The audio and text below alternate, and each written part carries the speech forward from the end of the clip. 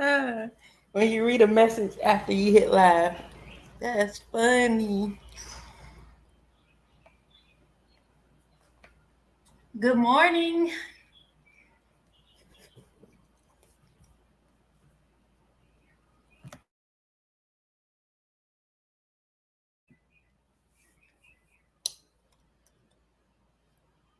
Good morning.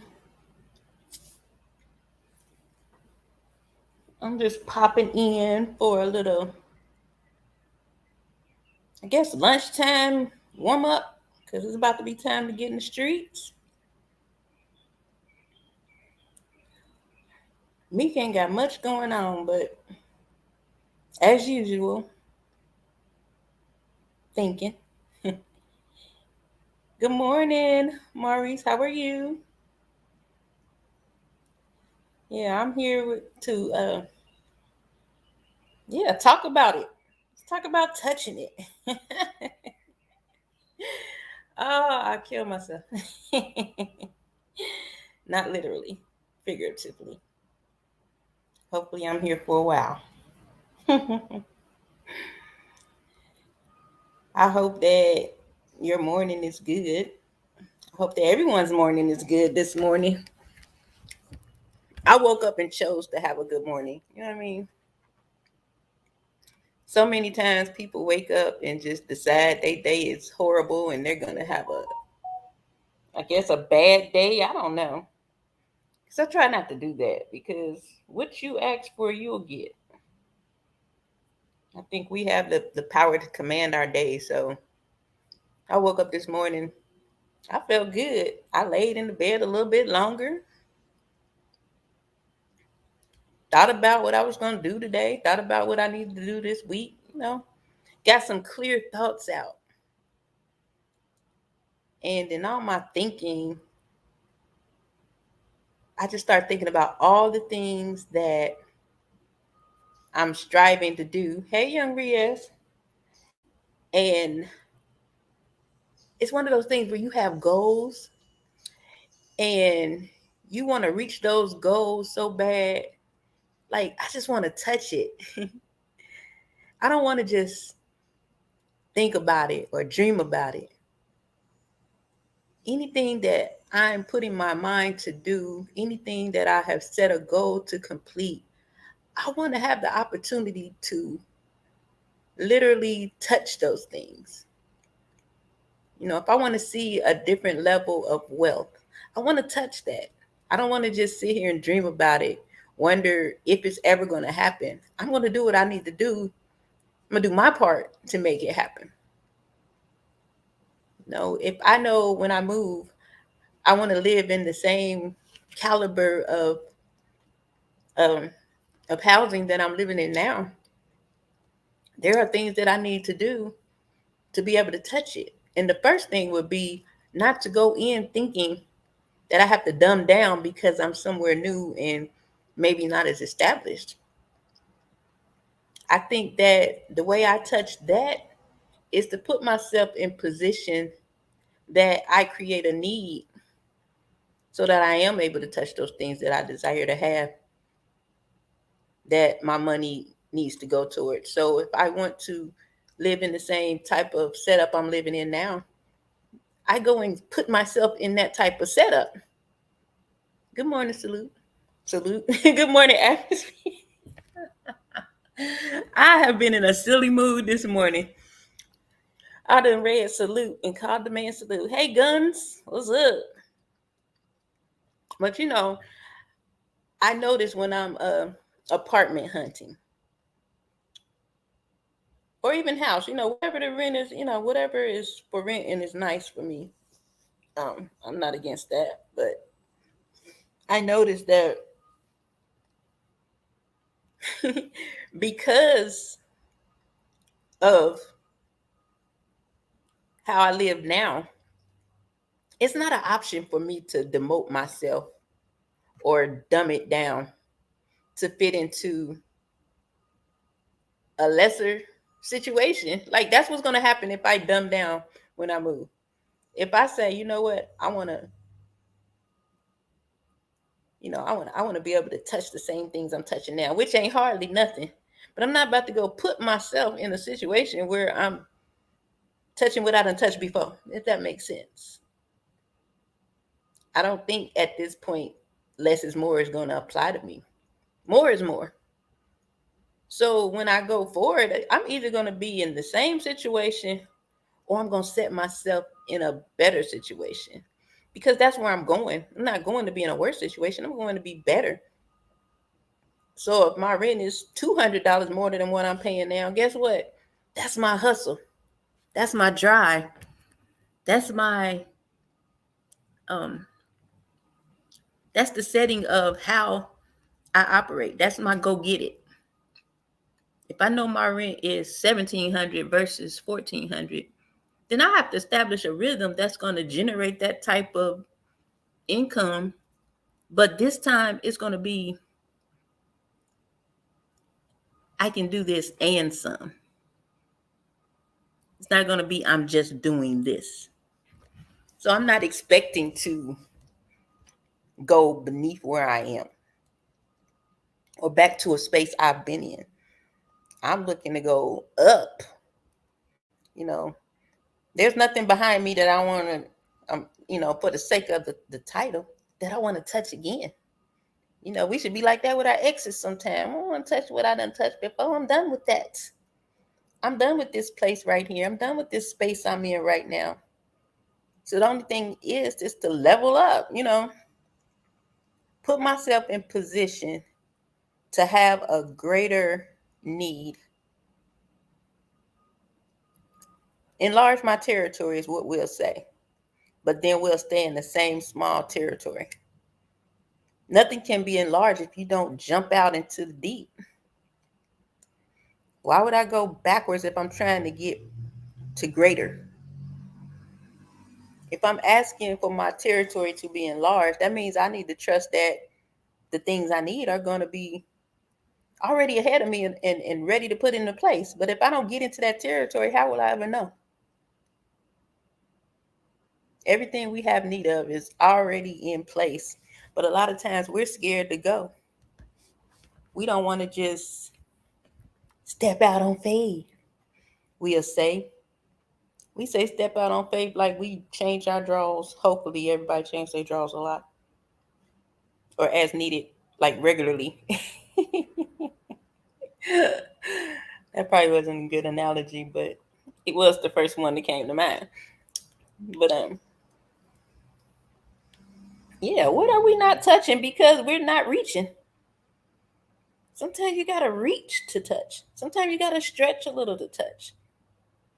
Sometimes you might have to go under, over, and through something just to touch the next thing that's in place for you. Who wants to travel through life never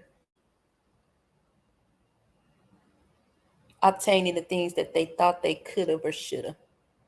I think a lot of people probably live in a space now where maybe they didn't reach their goals and now they've settled. And it's just like, I had those dreams, I had those ambitions, and then they're just in a sad space, or just, I don't know. I don't plan to be in that space. So therefore I'm just trying to imagine. But imagine not ever trying to get to where you're going. I always tell people when they say that there's nothing behind a failure but a try. But most people are scared to fail, so they never try.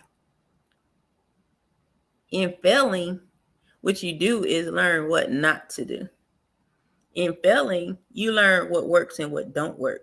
So when you try again, you know what to put in place, and then you come up with other things to add to it.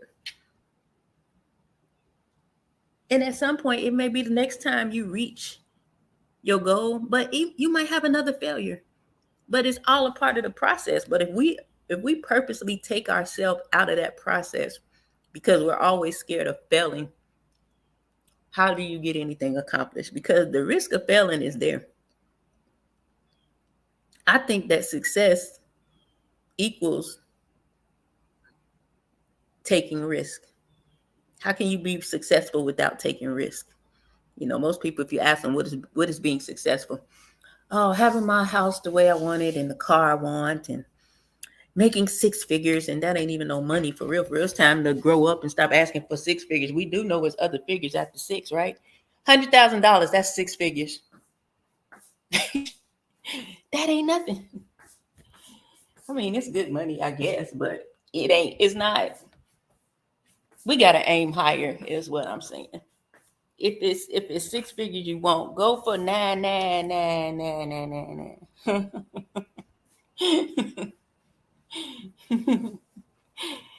I don't know. I guess I'm in a space where I'm seeing everything big right now. And I want to touch everything big. I don't want to touch small things. Sheer, stop it. Somebody stop me. Somebody stop this girl. I ain't lying though. I want to touch big things. I don't want to touch those puny little. Little ain't for me.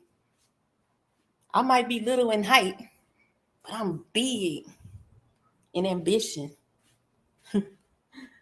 I'm big in personality.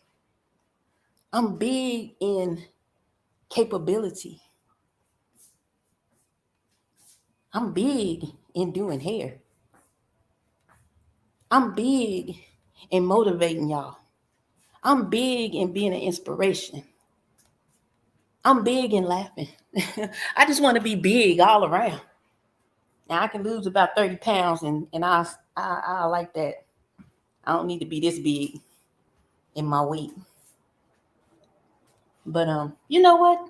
I take that back because yesterday I was looking at myself and I was like, the scales say one thing, but the mirror say another. You ain't that big, Sheer. How about you just tone that up? And I think that's what a lot of things that we possess right now, we don't need to scratch it, scrap it, remove it, do it over. We just need to tone it up, get it in shape, pick it back up again. If you had a Rubik's Cube and you never tried to solve it in the last 3 years and it's just been sitting on the dresser, you don't need to throw it away and get another one. You pick it up and probably got dust on it. You know, you dust it off and you start working that thing. Next thing you know, you done completed the puzzle. Same thing with life. Some things we put it down and it get a little dusty, but that don't mean you need to throw it away. It just means you need to pick it back up, dust it off, and start working that thing again. I think that if we look at things in a sense of touching it as it relates to reaching for, you know, we hear people say, reach for the stars. We get all these cliches, however you gonna say it, type of things that are meant to, I guess, inspire, encourage us. But a lot of times it's just stuff we say because it sounds good. That's one thing I want to change.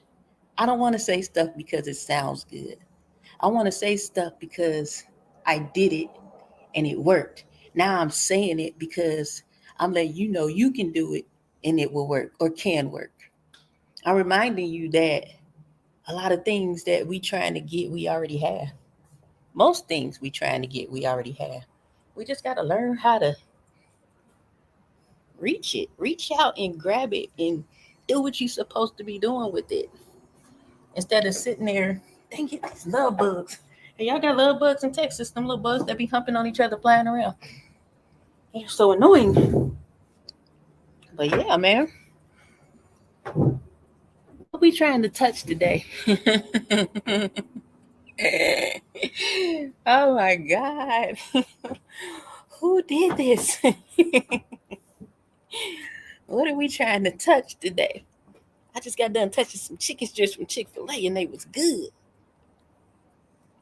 Then I was sitting here talking to a good friend about negativity and things that are the opposite of positive and all that good stuff. And I just started thinking about what I want to do. Forget what's going on around me. What do Jamaica want to do? What is it that Meek's trying to do that's going to make a difference in her life, her children's life, anybody connected to her life, and anybody else that's in place that's supposed to be impacted? What am I going to do? And then I just started thinking about it. I said, those are the things I want to touch. I want to touch everything that God has in place for me to touch. If I've missed it before, I don't want to miss it now.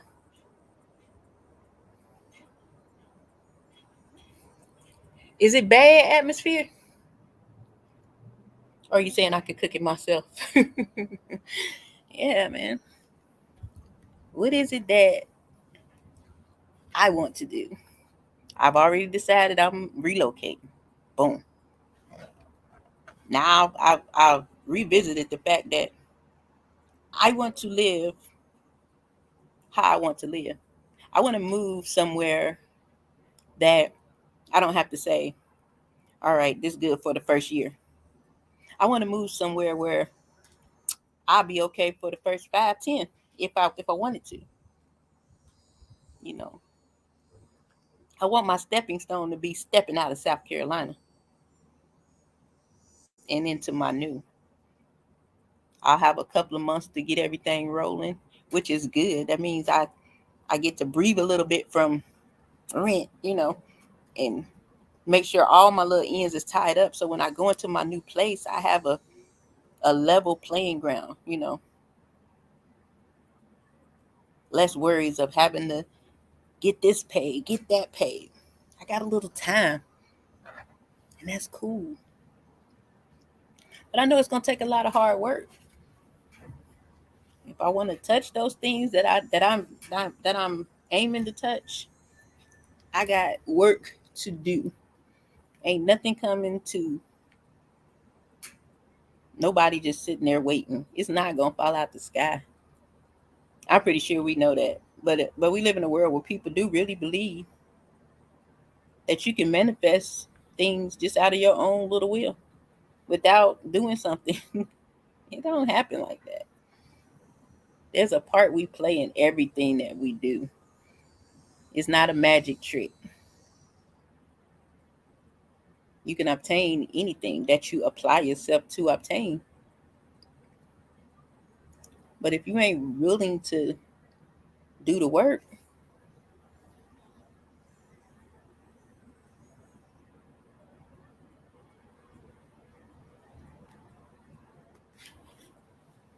took the ingredients down off their website after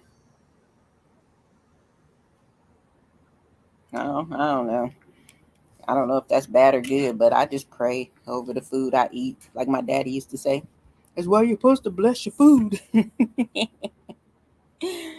why you're supposed to bless your food. I mean, hell, we probably can't eat nothing out here. But if those ingredients has been exposed to the world, they out there somewhere.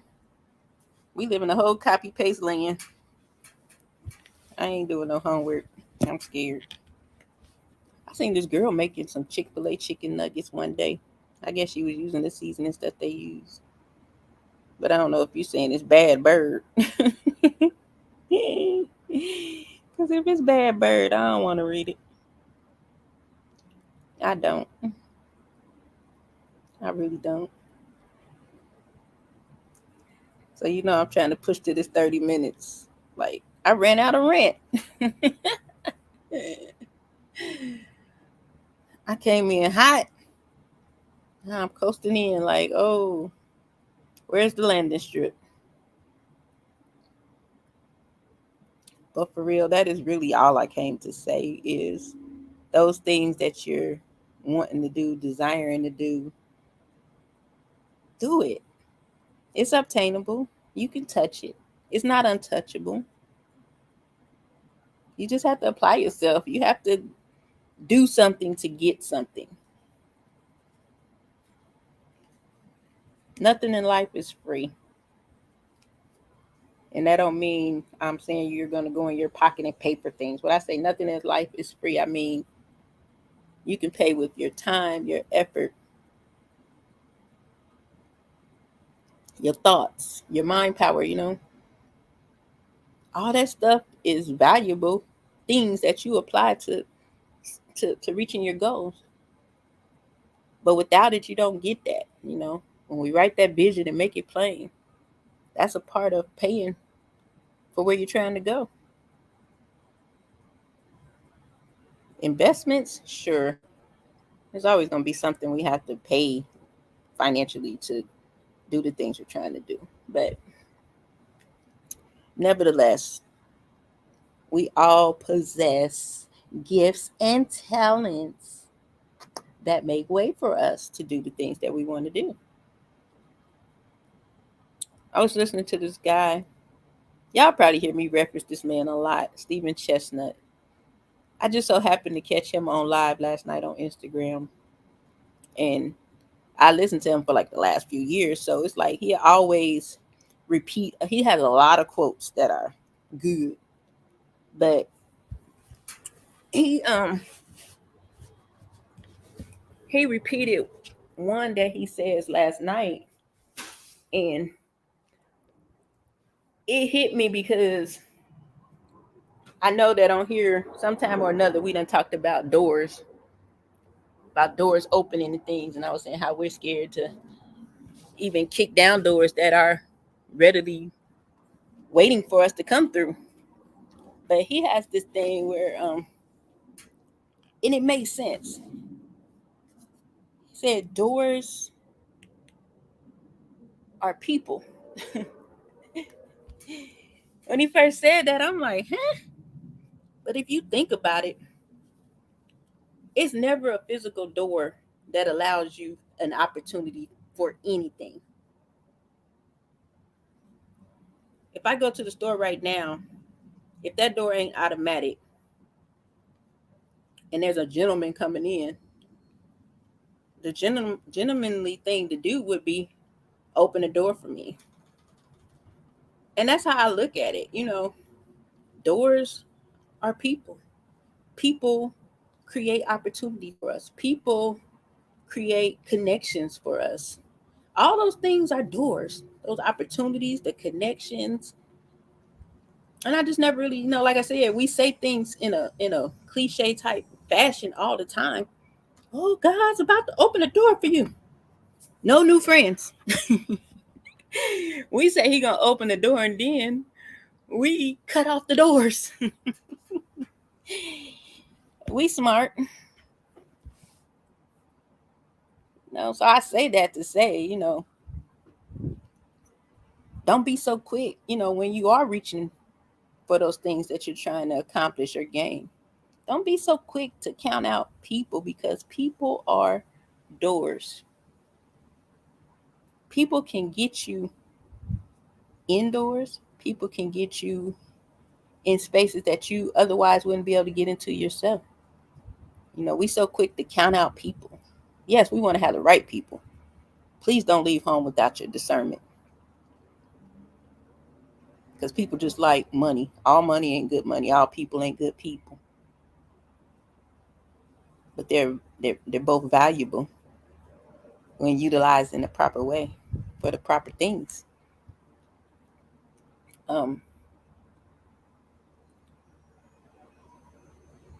I just been having a whole lot of revelation, and I think it's just because I'm mentally mapping out my journey before I actually take off. There's some things that I'm doing and there's emotion to it, but there's some things that have to be planned out. There's some things that I do have to write down, because right now I can't do it. But once I get rolling, there are things that, boom, I can do this now. I can do this now.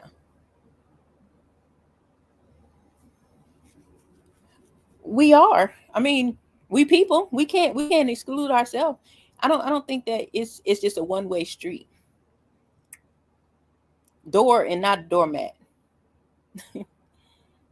If you can be of assistance to somebody, of course we're doors. How many times have you been the person that done something that allowed a person to be in a better position than they were before? That was a door.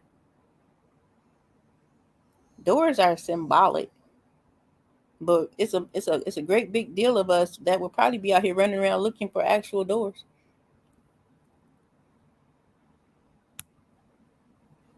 think sometimes you will walk into a literal door and that opportunity is on the other side. But if you really think about it, when you apply for a job and that person gives you the job, that person just became a door. It can't even argue it. People are doors. We are doors. And I think that even in saying that out loud, it's like, man, have you ever had an opportunity to be a door, but you were selfish in a moment and you didn't do something that could have helped the person? And I'm not saying like give somebody something, maybe you've been upset and withheld some information that could have helped somebody, or you saw something that you could have said something about and it could have made that situation better. But instead you mind your business. Man, it's the fine little things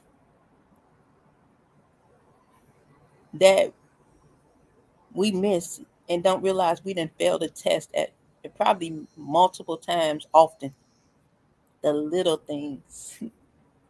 That one time you didn't want to give that person at the gas station $1 because you said, you on drugs. I ain't paying for no drugs.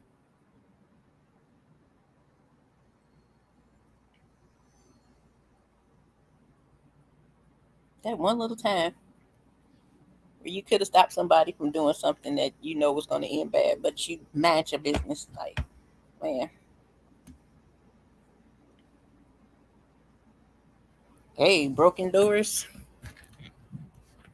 Yeah, I mean, if you think about it,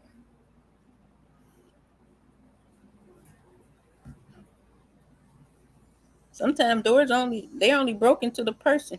I mean, the person is only broken, but that doesn't mean that they can't necessarily help.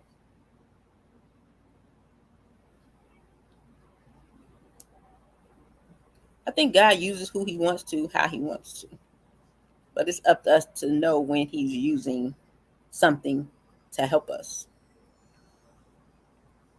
If we pay attention and try to see those moments, we won't miss so many. I think we get in our own way of a lot of doors being open.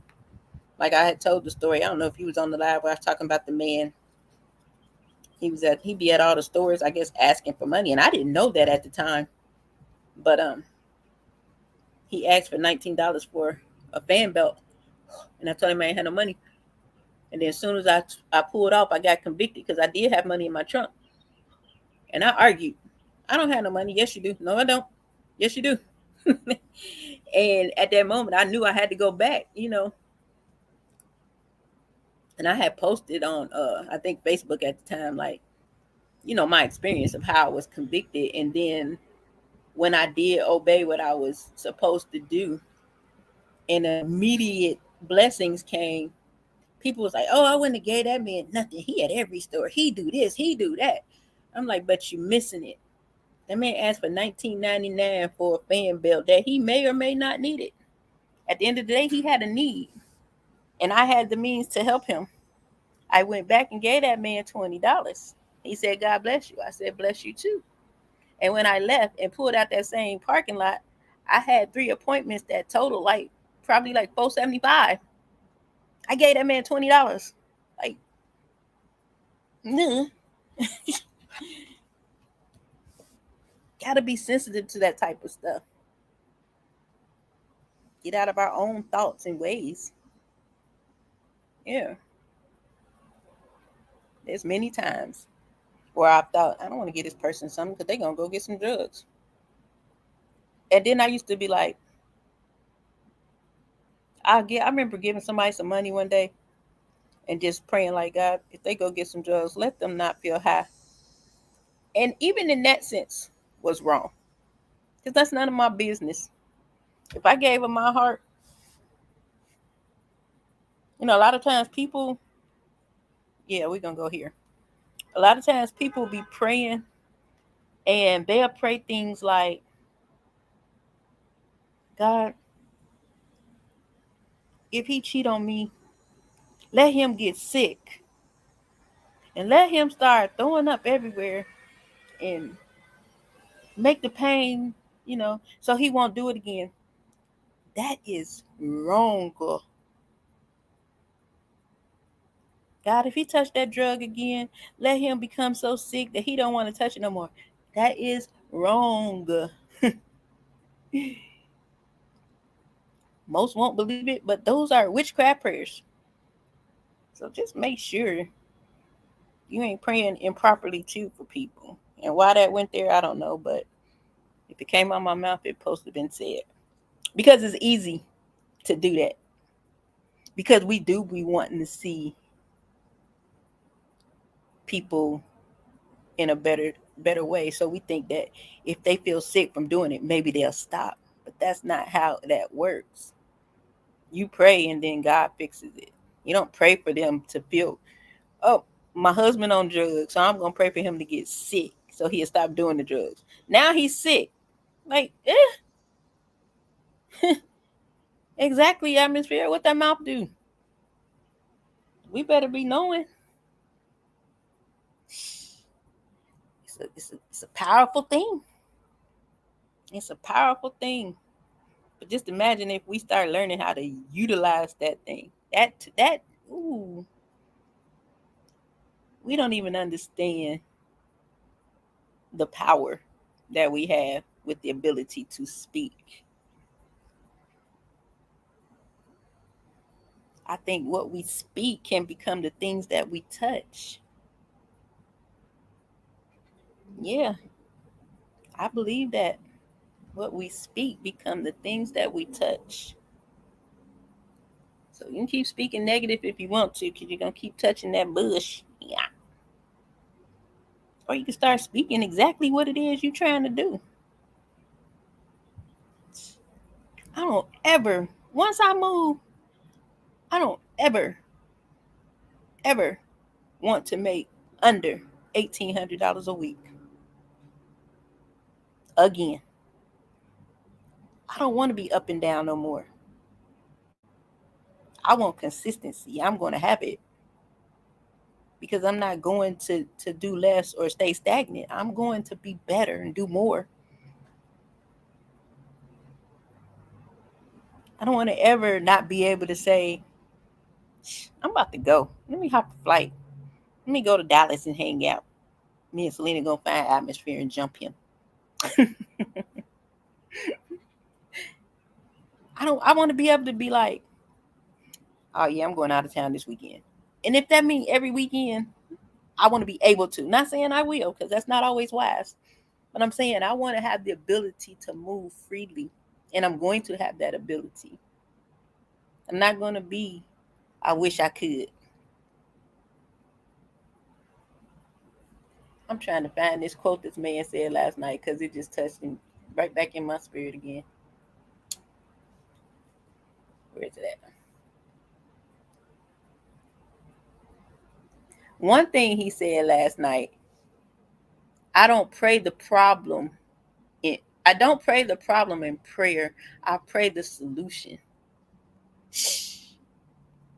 What that mouth do? Just think.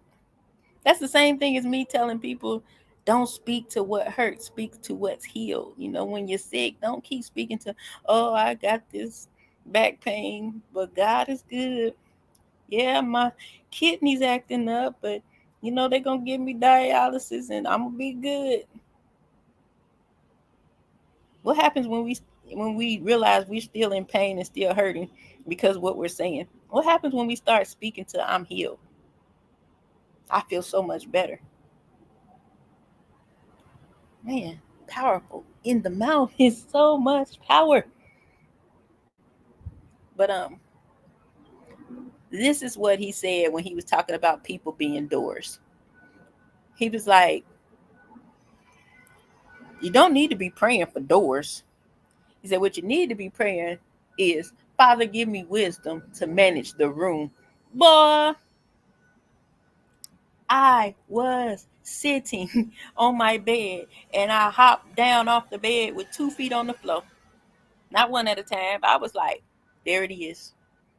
Every day I'm ready and waiting for those things that give me that extra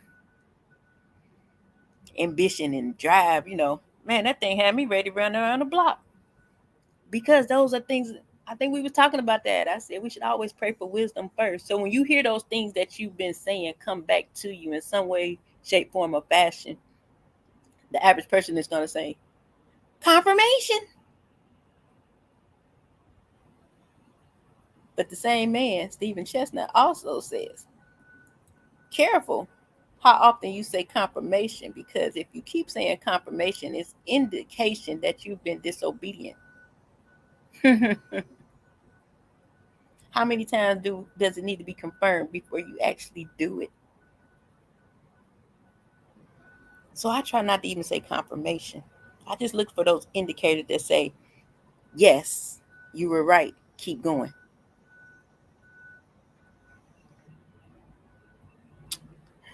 No, I was just far from the edge of the bed. I got a king size bed, man. I'm 5'2". I'm just saying, I didn't just get out the bed one foot in front of the other. I jumped up excitedly. I jumped up excitedly. Give me the wisdom to manage the room. Psh. Didn't I say I want to walk in rooms and I want people to say, who is that little bald head chick right there? What does she do? I need to meet her. I need the wisdom to understand that when these people walk up to me and introduce themselves, I know what to do. I don't want to be sitting there like, oh, hi, yeah, I'm Jamaica. I'm from South Carolina, originally from Ohio. I need to say more than that, especially now that I done got in the room. That's my moment of touch. Yes, it is. That is my moment of touch right there. But if I don't have the wisdom, how can I grab hold of the things that I'm talking about I want to do? How do I become a who of that who's who if I don't have the wisdom ahead of it? I done spoke what I want. Oh, is that what you think? No, I'm just kidding. Atmosphere, brother. No, I'm just kidding. I don't know. I think so. I would agree. I don't know. Honestly, I think I'm a teacher. Hey, my dude. I honestly think I'm a teacher, but I don't know. But I can understand what you mean when you say that. Because like I said, when like I'm an online partner for my church, and somehow he like, who would like to do a group, and I'm like, I was like a kid in the candy store, like, oh me, like I said me before I thought about it. Like, what am I supposed to do? But I thank God for that moment. You know what I mean? I didn't know how to lead no groups, but I was doing it. And what got me was people would say, oh, you're such a great leader. I'm so glad that you're the leader. And I'm like, huh? So although I didn't really understand why I raised my hand so quickly, I quickly realized it was something I had to do. Like I'm sitting out this time because of, moving and stuff. I ain't gonna be able to commit to a weekly meeting with these ladies. But I might get back into it next year because this will be the last semester this quarter. But yeah, my Duke, it's random as usual. I was just trying to avoid watching things that I didn't need to be watched, so I figured I'll start a live and talk. We watching what we when we say what that mouth do, we gonna watch what we say, and we also gonna watch what we listen to, because those mouths can do too, is what I say. They can do something too. What we listen to, the voices we subscribe to. The devil busy. My tire was flat this morning. No, why am I putting on my live and I'm on live? But yeah. So I said, you know what? Let me just go live.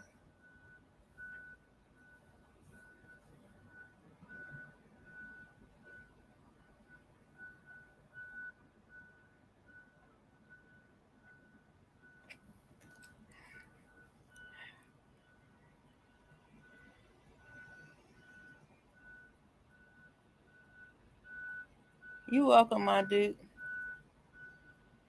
It kills me to hear people complain about the leader in position, but don't want to take on the position. Yeah, it's always easy to point the finger at somebody else. I told y'all in the first one of the first videos, we all carry solutions. Most people don't understand that. If you got a problem, then you best believe you should have a solution. Other than that, you don't have a problem. You're a part of the problem. If you can't solve the problem, but you complaining about the person that is put in place with the ability to drive that shit, you got to reassess yourself. Probably just what's the word I'm looking for? I'm gonna figure it out. I can't think. I can't remember my church language. Rebellious. You're a rebellious person, and you're probably have a spirit of offense. A lot of people can't take being told what simple instructions, but they feel like it's what to do.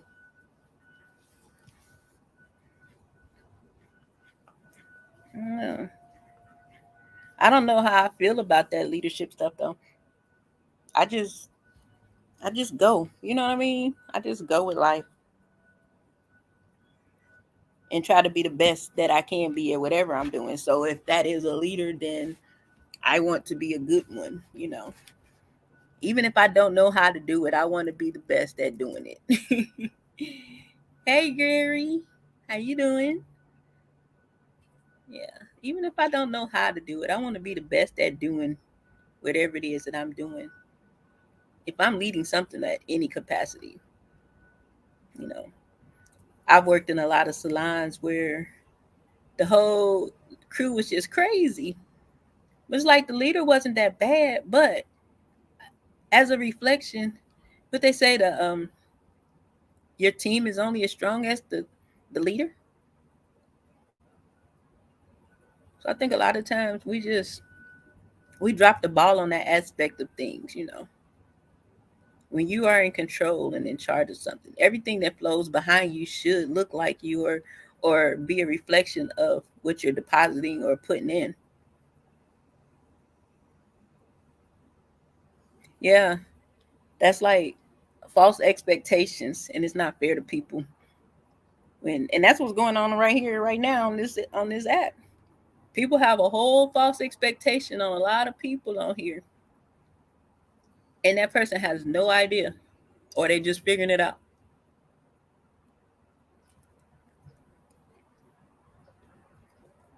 But a lot of people don't hear positive reinforcements. A lot of people don't hear strategy. I just talk a lot sometimes. Like I told y'all, when I come on here, I'm speaking my mind and I'm the first partaker of whatever is coming out my grill. I ain't here to tell nobody what to do. But I always hope that something I say does resonate with somebody or help somebody. You ain't gotta go nowhere. Sit your butt down and listen. No, I'm just kidding. she be trying to do Diana Ross slide throughs on the chats. Hey everybody, much love. I can't stay. I gotta go. Sit your butt down. No, I'm just kidding. Okay, I'll talk to you later. I'm always mess with you. Yeah, I don't know. I like to think I know who I am, so therefore I just keep being me. I think I'm a cool kid. I think I'm a cool kid. I don't even be trying that hard. I just be me.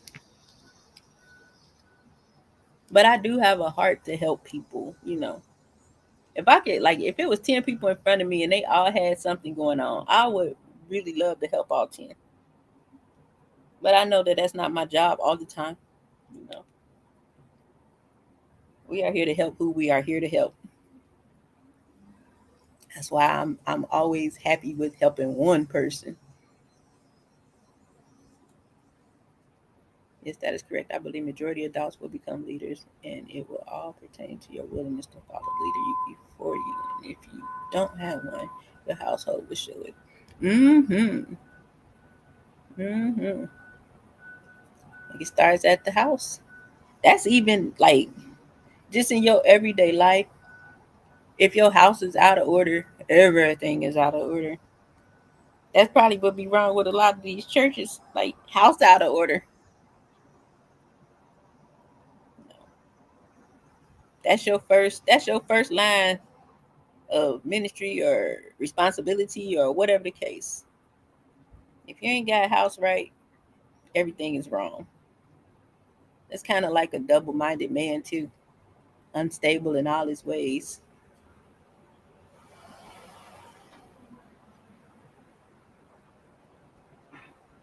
She said she hit the like button. Well, thank you. No, I'm just kidding. That's a lot of things that I guess I wish I would have recognized sooner, but at the same time, I know that regardless of what we think or how our journey has been, it's a road we have to travel. So where how people be like, oh, I wish I would have did this when I was this age. I stopped saying that about 10 years ago because I realized if I'd counted back 10 years into what I was thinking about I should have been doing, I would have fumbled all over the field. I think we get the things that we're supposed to do when we know what to do, or when we have the ability to say, all right, I don't know how to do this. I need the wisdom to understand this. Show me how to do it. That's how I think those things come about. But if you don't know that beforehand, like, uh, I used to say, I want to be married by 25 with 2 kids by the same man and be married. Blah, blah, blah.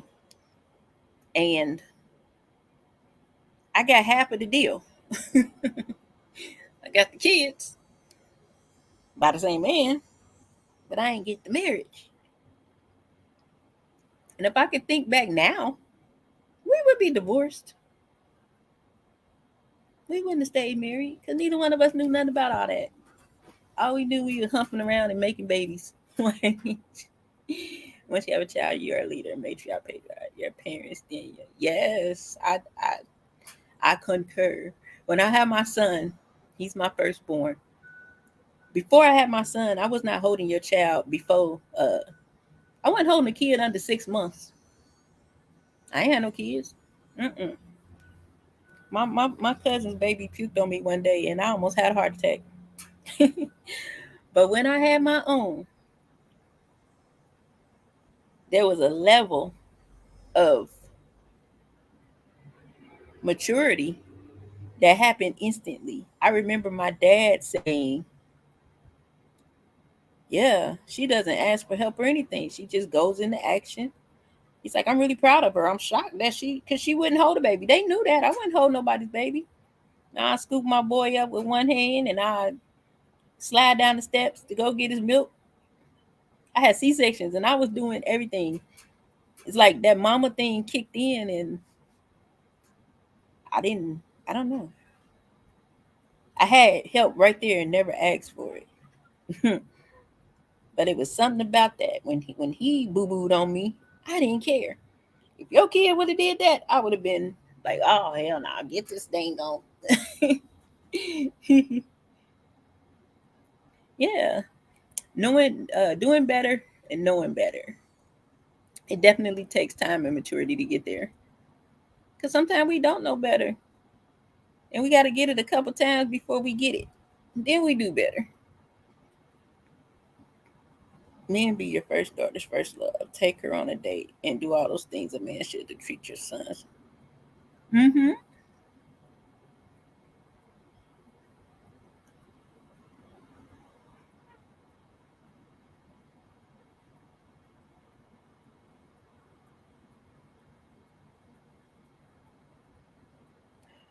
How a man should treat a woman.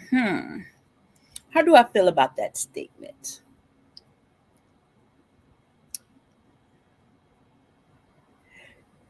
it's a true statement, but it's also a tricky statement because how I choose to be treated and how you choose to be treated. Your perception of how to treat a woman may be different. And say if it's three of us and a woman, what if that woman's way of showing her son how to treat people is toxic?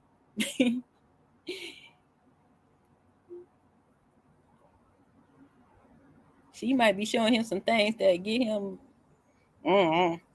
That's a tricky one. Um, I remember asking my, you know how people have the whole argument a woman can't raise a man. I don't agree with that. I agree that I can raise my son into being a good man.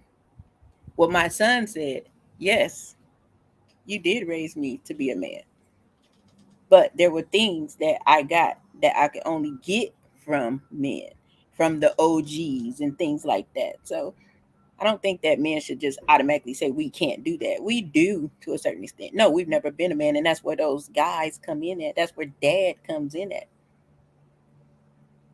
I think the way that we show our sons how to treat women is the same way that fathers show their daughters. You go out on a date and you have him open the door for you. Pull out your chair if that's something you're gonna do. You teach them to be respectful of all women. You show them how to cook, clean, and do all those things. So he ain't sitting up there talking about woman get in that kitchen and cook me some damn food. I think you teach your sons and daughters the same things. Teach them how to become responsible adults. Because their journey is it becomes their journey at some point. So what you give them on the ground level is what they will continue to remember and go on. But they're gonna find their own ways and methods of doing things. They're gonna take some of the stuff we taught them and give to their children. And it's just gonna be a repeated cycle. You know, we had to hope we did the best with all that. Yeah. When I taught my daughter about her body, I taught my son about a woman's body. I ain't want no boy out here and a girl can trick him into saying something. I want him to know. hmm I think that's why we are parents. You know, we are both responsible for raising our children and giving them what they need fundamentally to succeed in life. You know, we can't force them. Ain't nothing we can do if when they get set out and they go against the grain. We got to be confident in what we instilled in them. You know, it's a lot of bitter women raising sons. That's why I say I don't know if I can just 100% say a woman's supposed to teach her son how to treat a woman, because some women don't know how they want to be treated. If they ain't never been treated right and they never seen a woman treated right, no way in hell. And the same way for uh, fathers. So we just gotta hope and pray that we did a good job with our kids. No, I'm just kidding. But it's a cool gift to have kids, you know. Like I say, I had my kids. I was what 18 and 19, I think, or 19 and 20, somewhere. I don't know. But we was raised like siblings for real, for real. Like I took care of them, and my mama took care of all of us. It took a minute for me to realize them are your kids. That's not your little brother and sister. I provided financially, but they was my brother and sister. I think that our relationship now in adulthood, I'm more mom now than I was then. I love the person that says, "Oh, I can't wait till my kid get 18." I'm like, "Shoot, that's when it begins. That's the second phase of parenting. It don't stop." When my parents were here, they were still my parents. They still was parenting me on the level that I was now. It don't stop. It just gets more. It just gets the experience is better because now you start learning from your children.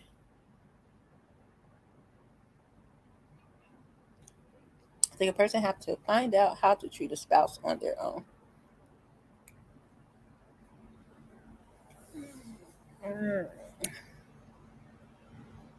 I agree somewhat. I agree with that. But I'll add that there's still um,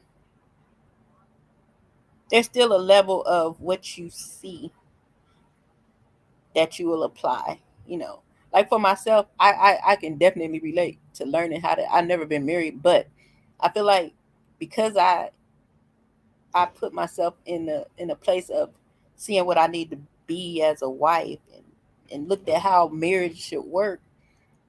I feel like I know I would be good at treating my spouse well. And I know the things that I learned from my parents. But I also know the things that, like how I went through life and learned things about relationships. I see the things that maybe they fell short in, or the things that maybe my mama did that I'm like, oh no, you shouldn't have did that. So it's like yeah, I agree with what you said. I think that you do have those basic core values that you take from home or whatever you saw coming up, you know. Because some people will repeat a vicious cycle. That's why I said I was blessed to have that journey that I saw things in myself and learned things about relationship myself, and then I saw the things that maybe I witnessed at home and like, okay, so that wasn't quite dysfunctional, but it wasn't quite right. So I can't do that. I told you my mama was feisty, and I know I got feisty bones. She was feisty. She wasn't that submissive type, but she wasn't just reckless. But I think that she could have been a little more submissive because I understand submissive though. You know, most people take that all out of context. That's neither here nor there. You would treat your spouse with a little bit more respect as your parents. Yeah. Now, if your parent is missing your vision, this missing parent may affect your future relationship, and does. And sometimes there was a time in my like when I went through my whole healing process. There was a time when I realized like you can have two present parents married in your household and still have an absent parent. And I think I got that in like 2008 from this was before I began my healing journey. Uh but this is how I learned to understand my parents though. This was the beginning because he said it was TD Jakes and he said you can have a two-parent home and still have an absent parent. And for me what an absent parent looked like was my dad was a barber. My daddy worked long crazy hours most of the time. And he was out, you know, he's out the house a lot. He was very passive and just chill. So a lot of things that I feel like a father should treat a child, a daughter, he didn't teach. But I know that he was confident that he raised smart girls. I had one sister. I don't know how he got confident he raised smart girls, but you know, I guess that was something in him that he knew, which I think he did raise smart girls, but I think there was a little bit more that he could have given us that would have helped us along the way. And I don't know if that's because he wasn't that type of man that he could have warned us about how some men would be. But I don't think he was without knowing either. So in some cases, I think he just sat back and chilled too much instead of giving us, you know, giving us the other side of the story. Like this might happen, this gonna happen. These niggas ain't shit, you know. Instead of letting us just bump our heads all around the universe. Man, I learned the hard way a lot. And my daddy was popular. You hear me? He was like the who's who of barbers in the city. Like so many people knew my father. Oh, your daddy gave me my first haircut. It was like I couldn't really do much without it getting back to him. I remember my friend was chasing this girl shooting at her. Surprise to me, but yeah, she was shooting at her. And My dad was telling me the story, like, yeah, they said Jackie was down at Brosa shooting at some girl. And I was like, yeah, I heard about that, Dad. No, good and damn well, I was with her. Just so happened, I guess, did nobody see me. Parents are key to raising children. They're not being involved in it. Are key to raising their children, not being involved in their child's relationships. Yes, sometimes parents need to let their child fall and pick themselves back up to learn what life is. I agree. And I don't think that they should have interfered in anything, but small things. Like my Duke was saying, how a man should treat a woman. Like far as like that first date. When I first seen that happen, I was like, wow, I never even would have thought of that. But I do wish my daddy would have did that. Took us out on a date and opened the door for us and showed us how that goes, how that looks.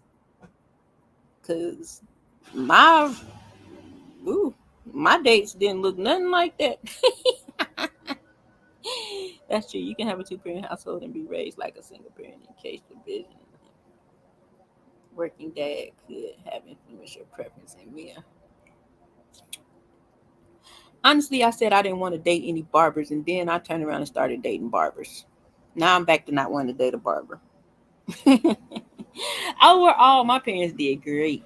Like, they did great. But like I said, as you learn on your own, you do see things like, dang, why I ain't know this already? Like, but what I boil it down to is they didn't know. They can only teach me what they knew. So I'm not like, oh, you should have knew this. You should have taught me this. No, I just know there are things that I felt like he could have did, but I'm gonna say they taught us the best they knew how, and that's why we do have our own journey, and we go. Um, I think what influenced my preference in men was when I ran into that dude that is like kind of controlling or something, and it wasn't what he did. It was like it messed me up from age because he was like. I was like 33. He was like 43. Man, to this day, I don't want no old man. And when I say old, I mean 50 up, and I'm 50. Make it make sense. I really think that something happened to me in that sense. Because you get above 50, mm, mm, mm, something special. Yeah, something special. But overall, I think I turned out great. I really do. I got a lot of good, valuable things from both my parents. There are things that I got from my dad that I think I never really truly applied that I'm gonna apply, or things that I did apply, like let's say consistency in my work ethic. With me being self-employed, when business goes down, that kind of kills your spirit of what you're doing. I want to get back to the way my daddy was. He kept going. There were moments where he couldn't work. So I got to see my mom take over the household. So it's like those are the things that I value. I want to be more disciplined in all areas of my life. Because if I have more discipline, then I can accomplish more things, without headache and without all the bumps and bruises of just going in half cock or not paying attention. Say the devil is in the detail. None of us don't be paying attention to detail half the time. And that's where we get snagged. The little fine little pieces that we ain't paying attention to. We looking at the big picture all the time. We ain't paying attention to the little things along the way that can make us or break us. I think it's nothing like refocusing and recalibrating even your thought process, your mindset. We should do that often. So sometimes you could take a hit in life and then be all off your square and not even realize it until you done missed about 2 exits. Then you look up and be like, where am I at? I've been driving and that happened to me, like going somewhere and be like, hold up, how I get here already? Or I find myself like me when I be door dashing. I used to find myself thinking ahead. When I know the address, I'm already ahead of where I am. So I'll be driving and all of a sudden I have to stop and refocus because my mind is already 2 blocks ahead of me, and where I'm at don't look like where my mind is at. I'm like, wait a minute. Oh, okay, I still got to go up here. I don't know how that happens, but I think that's what we do in life. We be so ahead of things instead of going through those things that we miss important steps and things we're trying to do. It's easy to miss things by being so far ahead of yourself.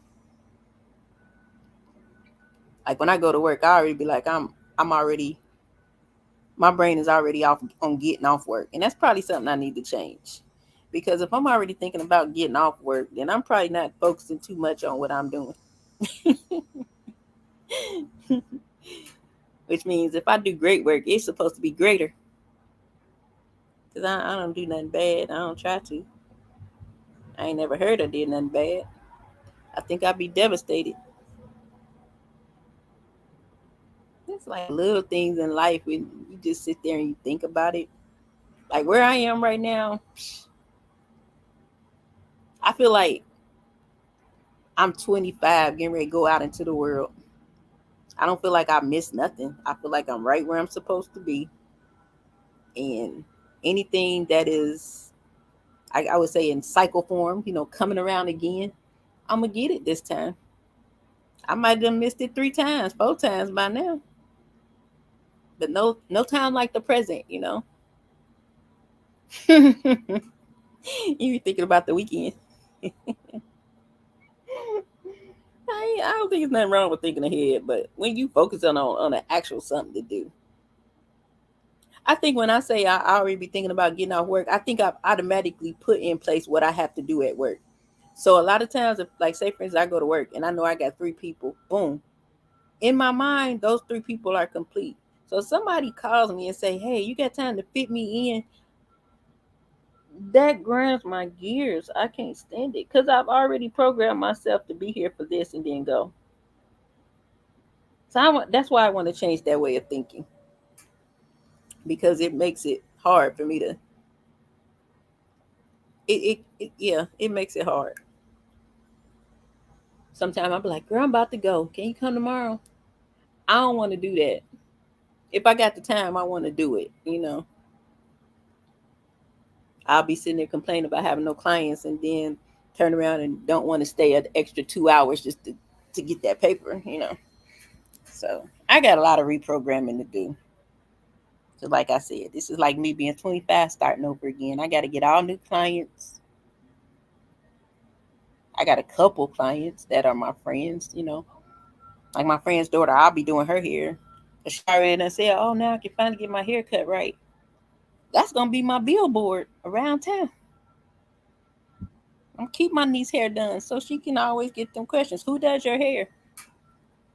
It's gonna work just like that, cause then her friends gonna start coming. I'm gonna give all them such a sweet deal. They ain't gonna be able to do nothing but bring me clients. I'm telling y'all, watch. Y'all gonna see it. I'm gonna show it. I know you all about the money, but you gotta be about something else sometime too, atmosphere. When do you say I'm good with the money? It's coming. You know that money coming. So do you do something for atmosphere? Live a little. I'm trying to see if I can come to Dallas for my birthday.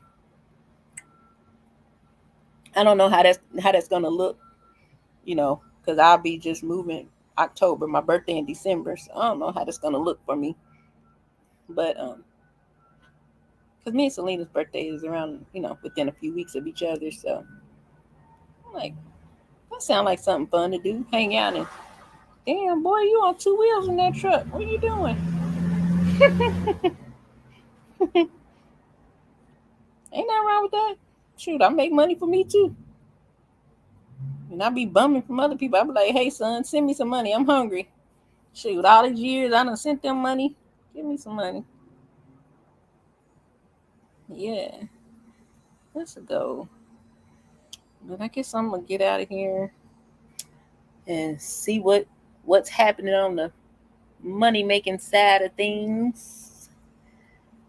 I'd rather take advantage of the top of the day. I'm trying not to drive too much at night right now because, for one, the season change. The dark is different. Summer dark is different than fall and winter dark.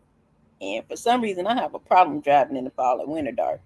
It's like it be, especially around here, it be dark, dark. But through the summer, I'm cool driving while it's dark. I don't know what it is. I mean, I guess it's just different position of the moon. I don't know, whatever. But yeah. So I need to get it in through the day and be done by the nighttime. And yeah. As always, thank you everyone who dropped by to hear my meek talk, where I express myself in hopes of helping someone else. Everything that you heard today is things that I am walking through or have walked through or trying to figure out or just spontaneously dropped into my mind and we talked about it together. Yeah, that's what happened here today. I'm always happy to see everybody show up that shows up, whether it's 121 or 81, as I say always. The talk must go on.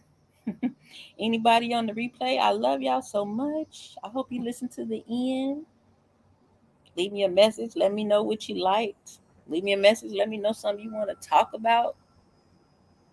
If I'm equipped, we shall talk. And I'm about to get out here and go make some money. So I will talk to you good people next time. Love y'all. Bye bye.